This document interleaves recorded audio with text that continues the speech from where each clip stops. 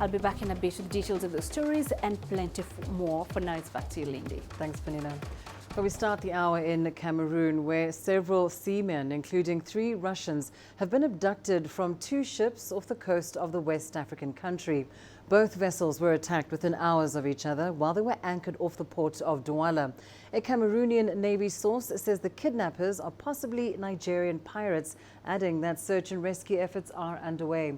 Now, according to the same agency, 62 seafarers have been taken hostage or abducted in the area over the first half of 2019. Authorities, together with the Navy, have launched a search to secure the safe release of the captives. Now, the Gulf of Guinea, whose coastline stretches in a huge arc from Liberia to Gabon, is notorious for piracy, as well as oil theft, illegal fishing, and human and drug trafficking. Earlier this year, the Nigerian Navy and their counterparts in the Gulf of Guinea conducted an annual drill to further sharpen their skills in fighting maritime crimes in the region.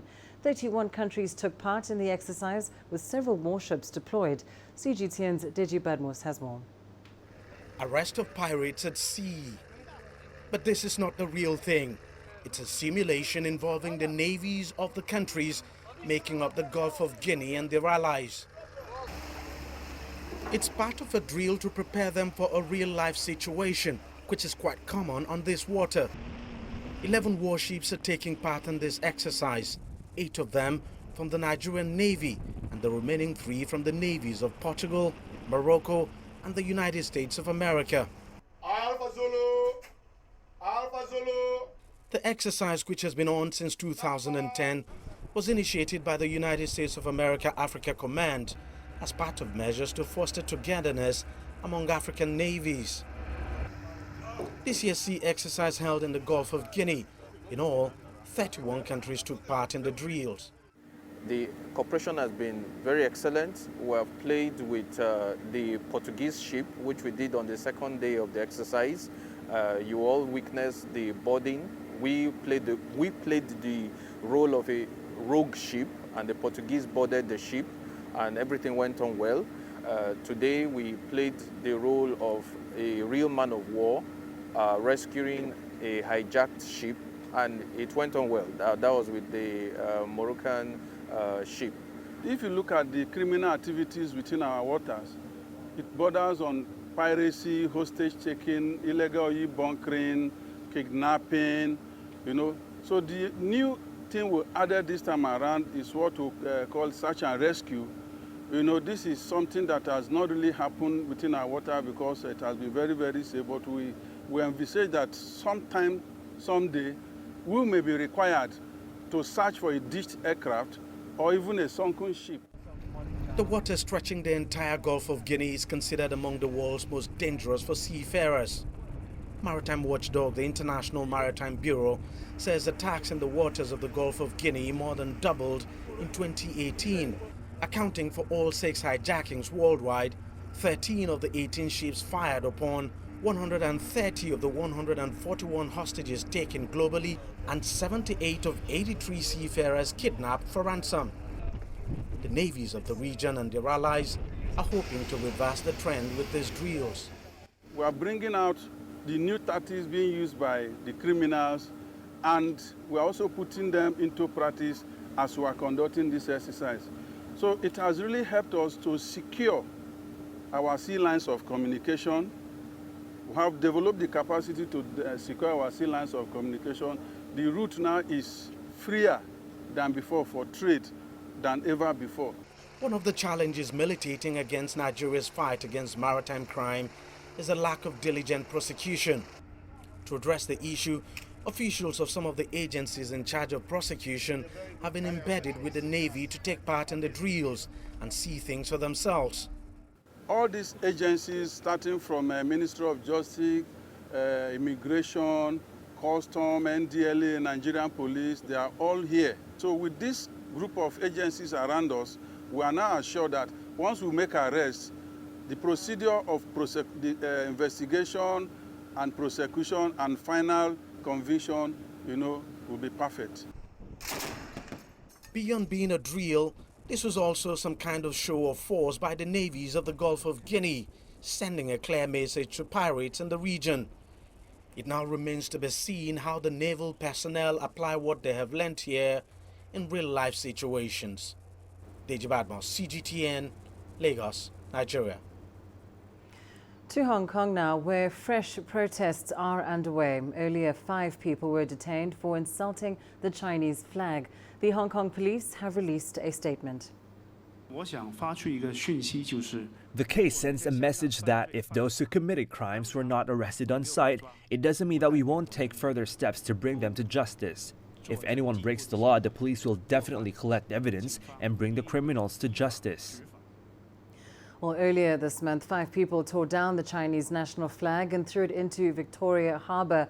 On Tuesday, Li Ka-shing, a Hong Kong billionaire and business tycoon, put up advertisements in local newspapers calling for an end to the violence.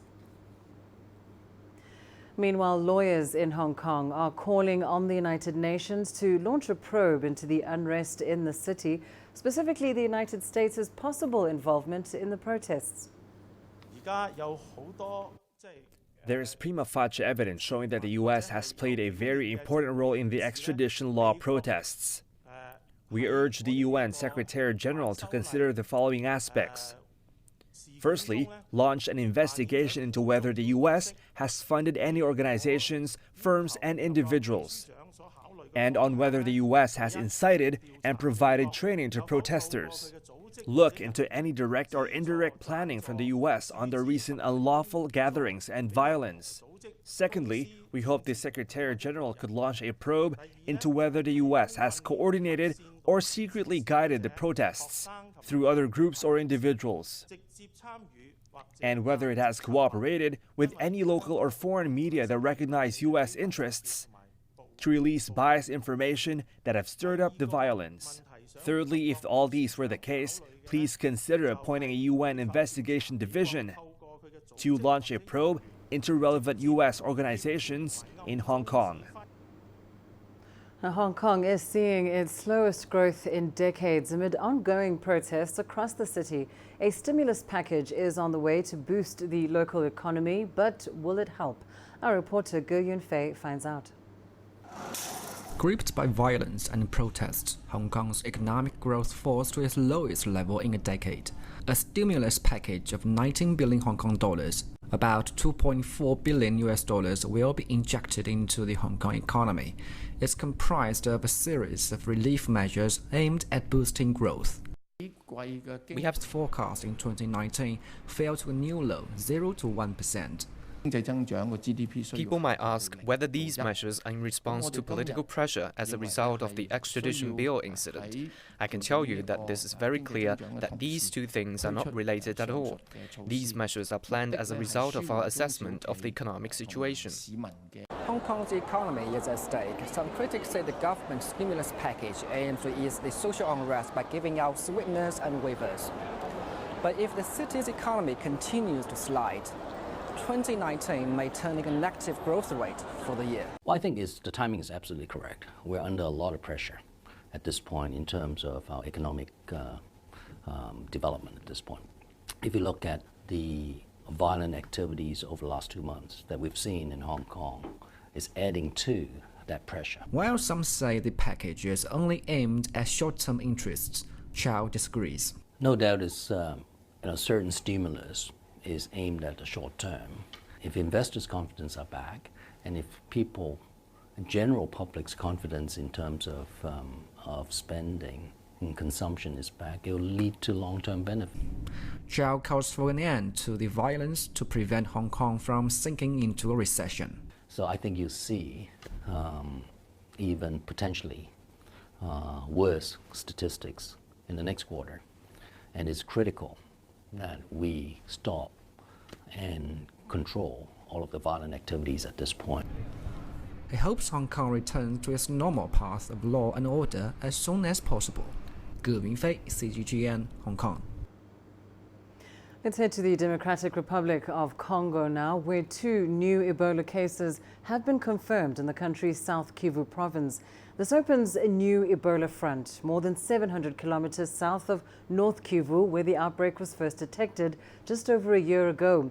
South Kivu borders Rwanda, Burundi, Uganda and Tanzania to the east. According to South Kivu's administration, the new infections were reported in Lindy district and Mwenga region. A 26-year-old man who was the first victim has already died. The second, a child, is receiving treatment. Teams from South Kivu have already arrived in the affected areas to help with anti-Ebola coordination efforts. The latest cases in South Kivu come just days after scientists announced a major breakthrough in the fight against the disease. Well, let's bring you more on this now. We're joined by CGTN's Leon Senyange, who is in Kinshasa. Leon, perhaps the most worrying thing is that we're now seeing Ebola in a new front, a new part of the DRC. Can you give us more details on these two latest cases?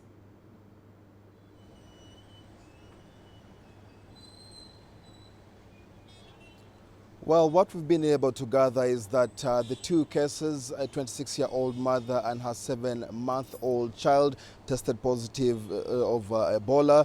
The mother had traveled to North Kivu a couple of days ago and fell ill in the southern part, in southern Kivu, and health officials have confirmed that she passed away on Thursday night. And like you said earlier, health officials have been dispatched to southern Kivu to assess the situation. This is the first case in southern Kivu since the outbreak broke out about a year ago, and definitely it puts much light on even the efforts that have been made in this particular week, where treatment drugs in this particular epidemic were announced as possible prevention and treatment for Ebola. So yes, it very much complicates the situation. But to give us a bit more light on the Ebola situation here is Dr. Sabue Molangu. He's a research fellow with the National Institute of Biomedical Research here in the Democratic Republic of Congo. Now, doctor, tell me, the first victim in South Kivu, how could this have not been detected? Yeah, so this case is still under investigation because we have confirmation just today. But from the information that I received, she's a woman that have been in contact with a confirmed case in Beni, and then she traveled to the South to Goma and then to the South Kivu. But the precise circumstances, we don't really know how it happened. So there are still investigation, but the good thing is that she's already known as a contact. She was already registered as a contact. That means the surveillance knew that she was traveling from Beni to Goma, and then she got lost in follow-up, and then we found it again in Mwenga, where she tested positive. Well, you have been part of the research group that put out the announcement of the particular drugs. How much of a turning point is this in this particular epidemic? Yes, this is a very important milestone because the study that we started in November last year, we had the conclusion, the preliminary conclusion of the study just last Friday, and the conclusion said that there is 2 drugs out of 4 that have some promising efficacy, that the boards recommend to use those 2 drugs to treat patients. And this is very important because there is this mistrust regarding the treatment, regarding the case management. Now we can have a positive message to the community. As you might know, one of the big problems that we have in this outbreak is the mistrust and the lack of the community engagement. But now with this drug, with the possibility of treatment, which we have evaluated 90% of people who are come early can survive the Ebola disease, they will be send a very strong positive message to build confidence and to bring more people, and then to also stop the transmission in the community.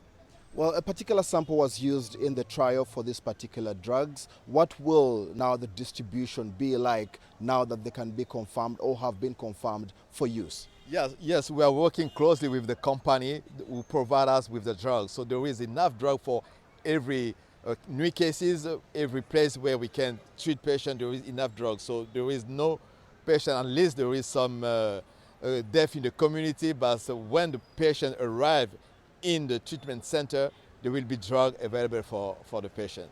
Well, yes, of course, the drugs are one intervention of the many that have been used. Could this spell the fact that probably we could see an end to this epidemic sooner than later? Yeah, I think that we need just to strengthen all the pillar of the response, the surveillance, the vaccination, also the treatment is something that needs to be strengthened in order really to start to end the outbreak. Well, thank you very much, Dr. Mulango there. And back to you, Lindsay. Well, thank you so much, Leon Senyango and of course, Dr. Mulango there in Kinshasa for that update. Now, the Congolese government has expressed optimism following the successful trials of new Ebola drugs. The two drugs, which have been on trial since November, showed promise in reducing the death rates of patients treated in the DRC. Here's Leon Senyango once again with more from Kinshasa. The Reginid 3 and AMAB 114 drugs will now be made available to all Ebola patients in the DRC. Trials showed they offer a greater chance of survival among the patients, to the point where scientists say the disease can become preventable and treatable. While violence has hampered efforts to contain the virus, mistrust among affected communities has also prevented many who have contracted Ebola from accessing treatment.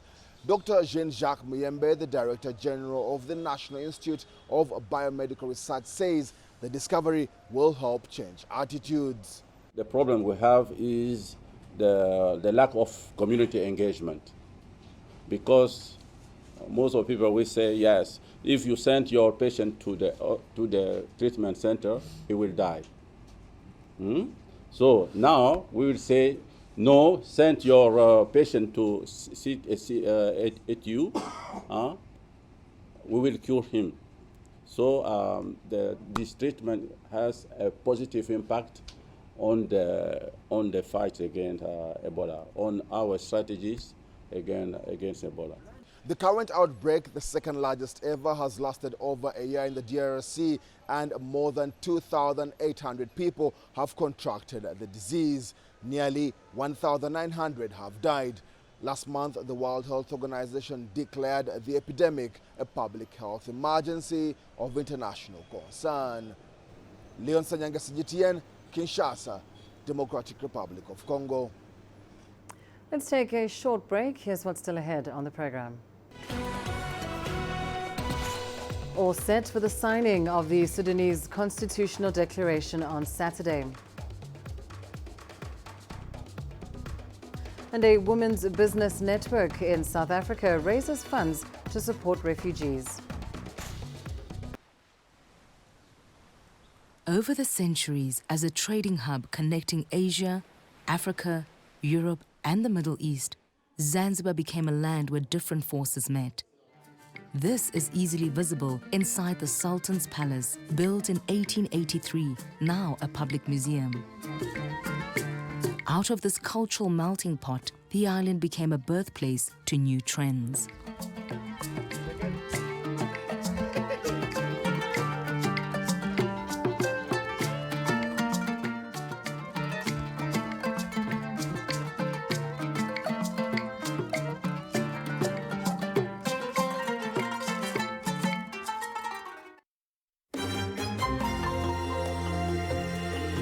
Africa Live.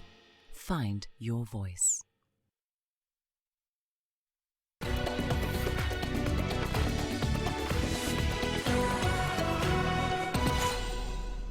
Let's go to Sudan now, where all parties are set for the Sudanese Constitutional Declaration on Saturday. The country's Transitional Military Council and the Opposition for Freedom and Change Alliance are scheduled to sign the political and constitutional declarations, which pave the way for a transitional period.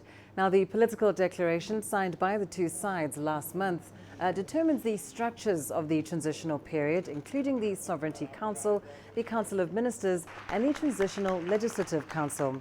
The Constitutional Declaration, signed on August 4th, on the other hand, determines the powers of the transitional period structures and the members of the government, which will last for 39 months.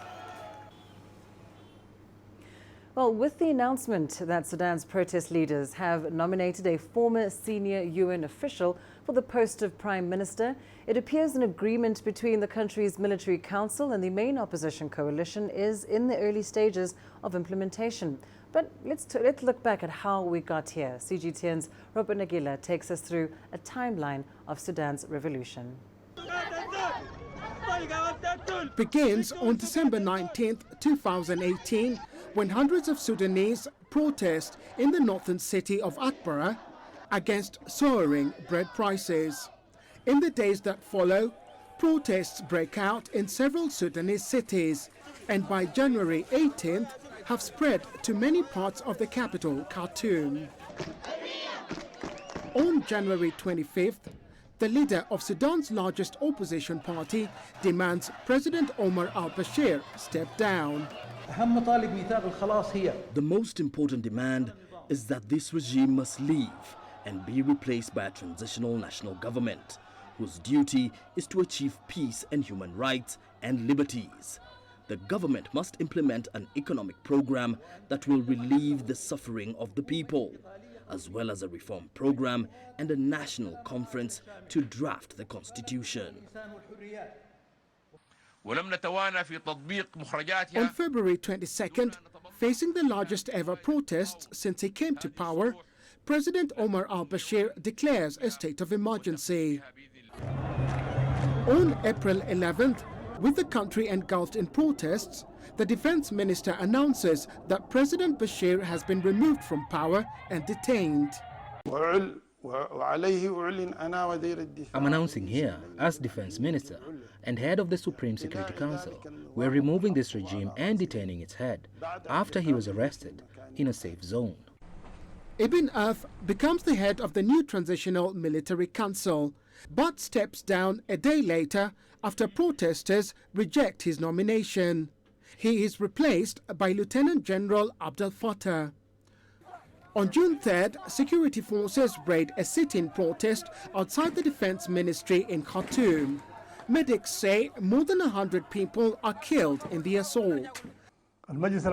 Sudan's Transitional Military Council says it regrets the events. On June 5th, the military ruler offers to resume dialogue. A day later, on June 16th, former President Omar al-Bashir is charged with corruption-related offenses. On July 3rd, military rulers and the main opposition alliance meet at a Khartoum hotel to restart talks over who should lead the country towards elections. The African Union envoy to Sudan, Mohamed El Hassan Labat, announces a prisoner release. 2 days later, the ruling military council and opposition coalition reach an agreement to share power. We thank the African and Ethiopian mediators for their efforts and patience. We also thank our brothers in the Forces for Freedom and Change for the good spirit. We would like to reassure all political forces, armed movements and all those who participated in the change from young men and women that this agreement will be comprehensive and will not exclude anyone. And we will also reach up to the ambitions of the Sudanese people and its pure revolution. On August 4th, almost 9 months after the protest started, the military council and the main opposition coalition reach an agreement. Robert Nagila, CGTN, Nairobi, Kenya. And let's go to South Africa now, where the Women's Business Network and the United Nations Refugee Agency hosted a fundraiser brunch for refugees at the Sandton Convention Centre in Johannesburg. The event highlighted the urgent needs of refugees. The Women's Business Network was established in 2018 to bring together top businesswomen in South Africa committed to supporting durable solutions for the forcibly displaced in the region.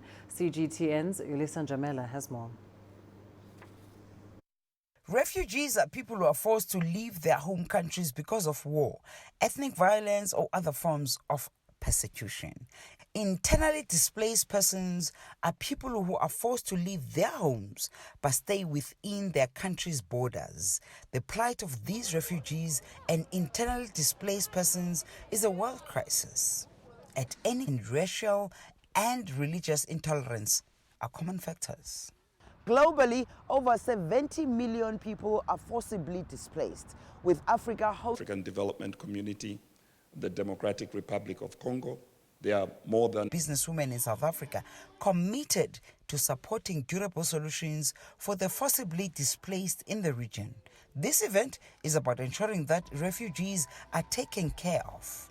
Christina Davis is a UNHCR Goodwill Ambassador and an American actress. She's best known for a role in Sex and the City, a TV series. Davis was appointed as UNHCR ambassador since 2017 and has visited many refugee camps on the African continent. She was a keynote speaker here, and Davis believes that right now the needs of refugees are urgent and growing critically. One of the other facts that I think is super important to remember is that the huge number of refugees are children. I believe it's 52%. Which is kind of stunning to think about. Often they are unaccompanied minors, meaning that when they fled, they lost their parents might have been killed. The South African refugee or immigrant has had a harrowing life. Her father became a persona non grata as soon as the government of the day in the DRC was deposed those many years ago, and soon she had to make South Africa her home. So when the government was overthrown by the new military leader, everyone who was associated with the past government had to flee because their lives were in danger. Some of them were imprisoned, some of them were killed, poisoned, many different ways. So my dad happened to be one of those people as well. So he had to flee. He had no choice, he had to flee because our lives were in danger. All proceeds from this event will go towards access to education for refugee youth across Africa. Yulisan Jamila for CGTN in Johannesburg, South Africa. Let's go to Senegal now, where the hospital ship known as Mercy has docked at the Dakar Autonomous Port. The ship, also referred to as the Floating Hospital, will provide free healthcare to over 1,500 Senegalese over the next 10 months. Members of the crew aboard the ship will also participate in the training of health technicians in the country. This is the first time this hospital ship has docked in Senegal. Sur le terrain, dans les régions médicales. The Ministry of Health and Social Action has been mobilized for many weeks to screen and select the patients who will benefit from Mercy Ship's care. The Senegalese have shown their support and welcome with enthusiasm for the Africa Mercy Ship. With this hospital ship, there is hope for thousands of Senegalese who will receive free treatment. All our volunteers are passionate about the work that we will accomplish over the next 10 months. We're here to join the efforts of the surgeons, anesthetists, nurses, and other health professionals of Senegal. All health care provided during this mission will be free of charge and will enable patients given care to return with healing to their regions, schools, workplaces, and respective homes. And let's now go to Panina for your latest business news. Thank you, Lindy. And coming up on Africa Live Business, South African President Cyril Ramaphosa approves a debt relief bill strongly opposed by the country's banking sector. And Chinese investment in Nigeria's oil sector hits a $16 billion mark. Every story starts out like this. Okay. We'll head up now. But beyond the rush of the numbers, there's always a more fundamental question. What happened? Who has been affected? When market-moving decisions are made, who's responsible and why? Let's get some reaction on ground. Joining us in Johannesburg is Sutra Naidoo. Hello, Naro. This is how all stories begin. See how they end. Only on Global Business.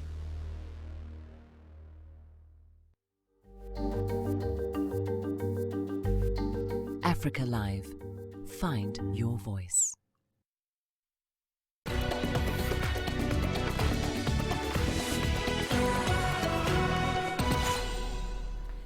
President Cyril Ramaphosa has signed into law a controversial debt relief bill which contains provisions strongly opposed by the banking industry and the opposition DA party. The National Credit Amendment Bill, which was approved earlier this week, provides for the cancelling of debt for heavily indebted consumers who earn a gross monthly income of no more than $500 and have unsecured debt above $3,000. The banking industry opposed the proposals on the grounds that they would result in a restriction of credit to the low-income section of the market and that the extinguishing of debt represents an unconstitutional deprivation of property. Staying in South Africa, mobile phone operator Vodacom is set to spend more than $589 million this year on network enhancements. The latest expenditure will go to the firm's rural coverage acceleration program. Vodacom has grown its South African rural network coverage significantly over the past 6 years, covering over 16 million people.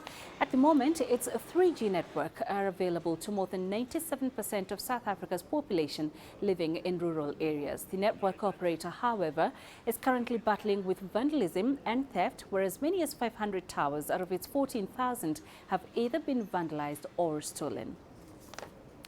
Shares of the world's biggest motor fuel maker, Sasol, dropped as much as 16% on Friday. The latest plunge is the South African firm's biggest intraday decline in more than 2 decades. It comes after the company delayed its financial results, citing that it hadn't yet completed a review of problems affecting its chemicals project in the U.S. The cost of Sasol's flagship development, Lake Charles, has swelled by 50% from its initial estimates to almost $13 billion. This comes amid weather delays and construction setbacks, which have hampered Sasol's plans to expand its core fuel production business. China's investment in Nigeria's oil and gas industry has hit $16 billion mark. The investments have largely been made through China National Offshore Oil Corporation, which began its operations in the country in 2005. CNOOC currently produces 800,000 barrels per day worldwide, as it targets to hit around 1.2 million barrels per day. The Chinese firm says Nigeria is one of places it's looking at to actualize that goal. Meanwhile, Nigerian state oil firm NNPC has called for strategic partnership with China for new investments. This is said to be essential for the West African economy as it looks to actualize its 3 million barrels per day oil production target by 2023. Still in Nigeria, coffee farmers in the north say more needs to be done to exploit the region so it can become a major coffee producer to rival top African exporters. Nigeria currently exports about 2,400 metric tons of coffee per year, but it lags far behind countries like Ethiopia and Uganda. Sujuti and Samson Omale reports. Vom in Nigeria's Plateau State. It's home to several dormant volcanic mountains. The landscape and its weather conditions make it perfect for growing the unique Blue Mountain Arabica coffee. This is the south, and this is Vom. Why the Arabica coffee grew up very fine? 1, the soil richness. 2, the highest altitude. Then thirdly, the weather. In fact, from America, London, India, even China, Japan, Germany, all they have come here. But despite the potential, there are currently barriers in the way. I'm a farmer. I farm vegetables and crops like coffee. I process coffee. But I had to stop processing coffee because of the profit margins and the accessibility to market. David Dung is an entrepreneur and also the CEO of Kim's Coffee. He regularly educates local coffee farmers on best practices to improve their yield. In Kim's Coffee, what we do basically is just we're consulting, we're farmers, we're at the same time coffee added value. And what we do in the consulting firm, what we do is we work with the farmers and teaching them this simple practice, the pruning, the stunting, the sterilization, the storage, so that we have very good production, good quality coffee, and have a very good sustainable project at the end of the day. Coffee is the world's second most traded global commodity after oil. Africa accounts for about 12% of global supply. Coffee farmers like Christopher and coffee processors like David could boost local production of coffee with improvement in infrastructure and access to credit. These farmers have identified the absence of a value chain and government policy on coffee and tea production as one of the major setbacks for farmers getting their products ready for export. I would like the government to come in and help us local processors and farmers of coffee to source this market outside of the state, and also the logistics problems involved in transporting these products outside of the state are challenges that we want the government to come in and meet the association for them to lend a helping hand. I knew more than 50 people whom they have destroyed the coffee farms because, one, insecurity and financial problem.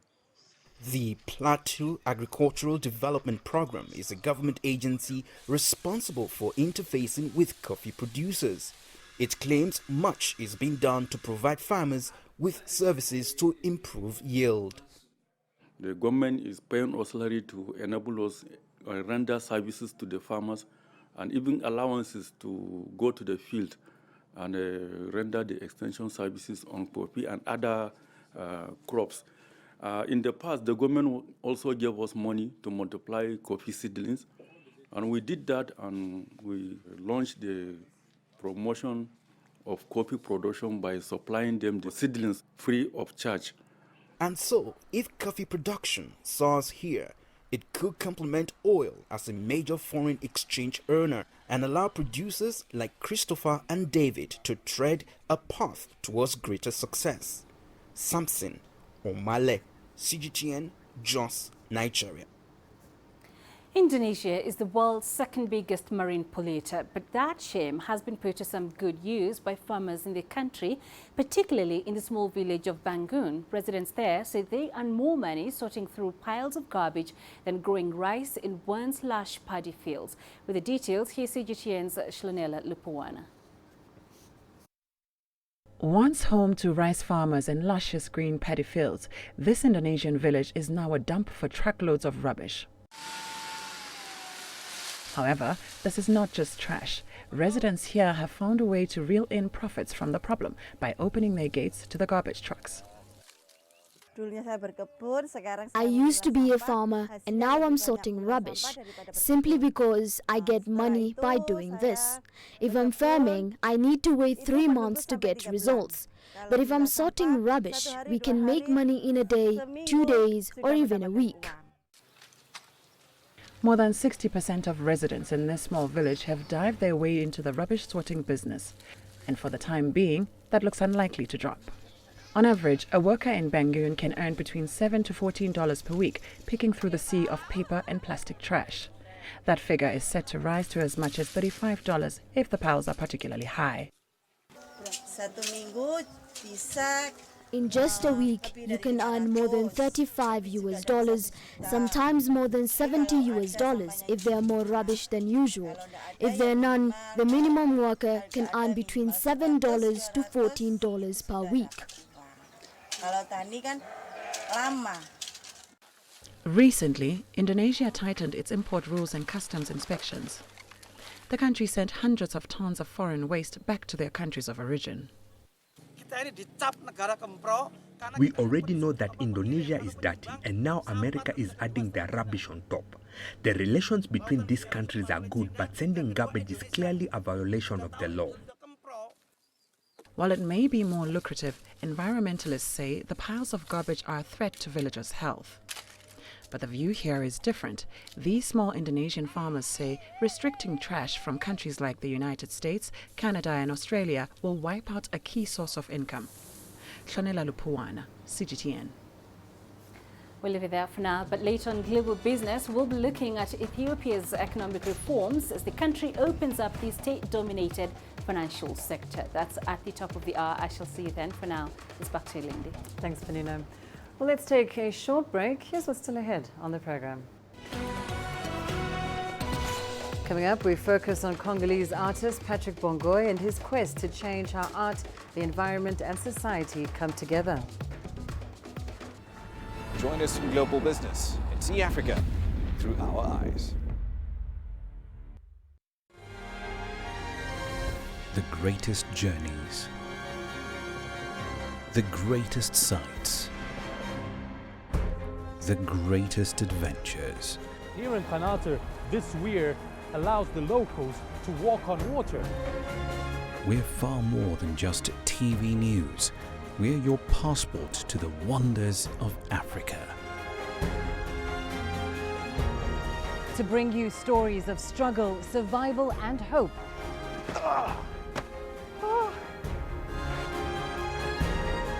So let's explore.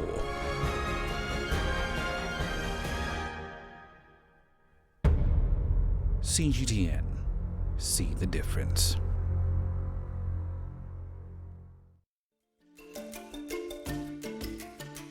Africa Live. Find your voice.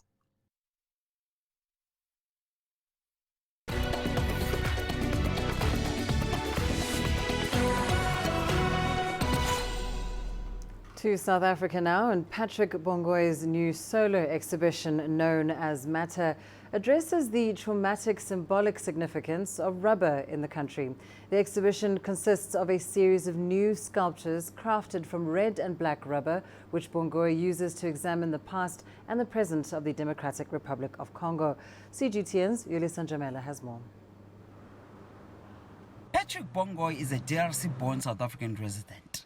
In his exhibition called Matter, Bongoy explores the medium of recycled rubber, transforming it into intricate installations and sculptural works.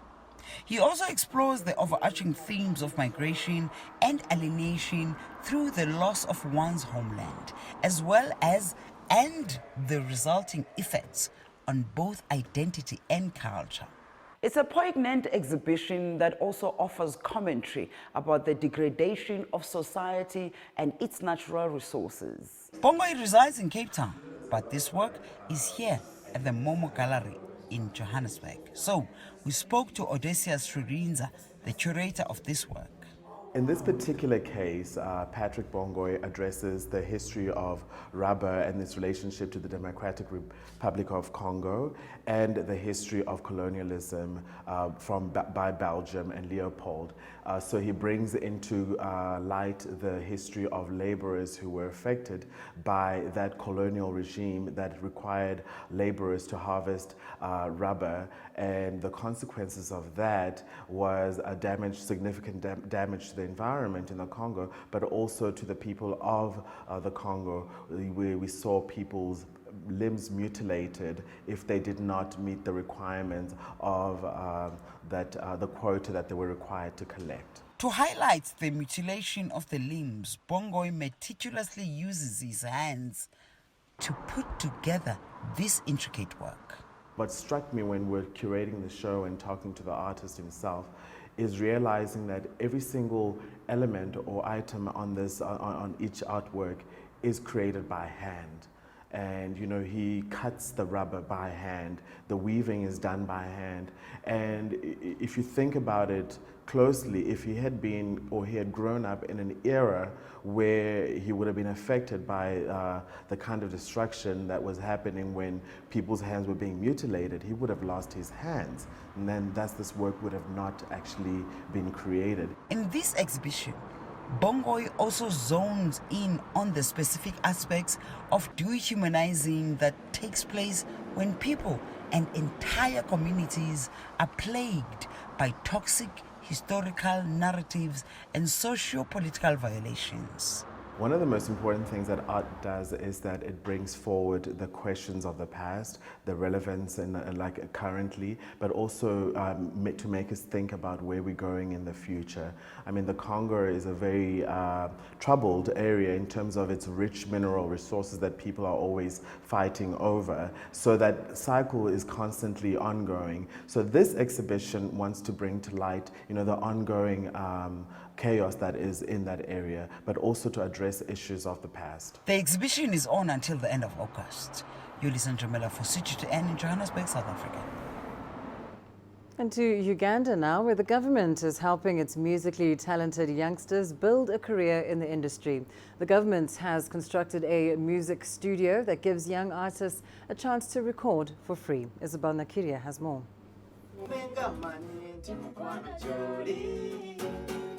Patrick Kiza has been singing for the past year, but hasn't been able to get the proper guidance to build his music career. It's not been easy, and I'm still struggling. But since the production is going to be kind of cheaper, that will help us with my team to push, because I could be able to come and do more songs here. Like, I couldn't be having 2 songs in 1.5 years. You can see that it shows that there's something that is lacking, and that is finance. Kiza is one of hundreds lined up to have their music recorded for free.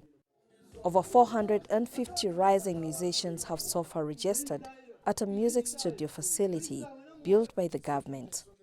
This studio will be open to any upcoming artists to record their music, but they will need to polish their lyrics and vocals to have that dream come true. The music industry in Uganda is growing, but it's hard for emerging musicians to penetrate it. Recording a single in a good studio in Uganda costs between $200 to $500, sums that are beyond many struggling musicians.